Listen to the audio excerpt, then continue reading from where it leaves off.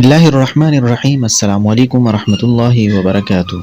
नाज़रीन किराम, उम्मीद है आप लोग खैरियत से होंगे और हमारी दुआ है कि अल्लाह ताला आप लोगों को खैर व आफ़ियत से रखे।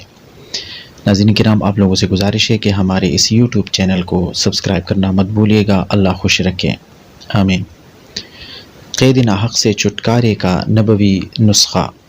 सीरत इब्न इसहाक़ में है कि हज़रत औफ़ अशजाई रज़ियल्लाहु अन्हु के लड़के हज़रत सालिम रज़ियल्लाहु अन्हु जब काफिरों के क़ैद में थे तो हुज़ूर सल्लल्लाहु अलैहि वसल्लम ने फरमाया, उनसे कहलवा दो कि बकसरत ला हौला वला कुव्वता इल्ला बिल्लाह पढ़ता रहे।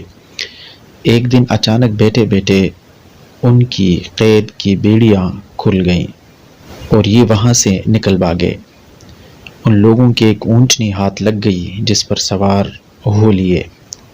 रस्ते में उनके ऊँटों के रेवड़ मिले, उन्हें भी अपने साथ हंका लाए।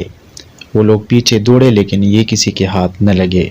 सीधे अपने घर आए और दरवाजे पर खड़े होकर आवाज़ दी। बाप ने आवाज़ सुनकर फरमाया, खुदा की कसम ये तो सालिम है। माँ ने कहा, हाय वो कहाँ, वो तो क़ैद व बंद की मुसीबतें झेल रहा होगा। अब दोनों माँ बाप और खादिम दरवाजे की तरफ दौड़े।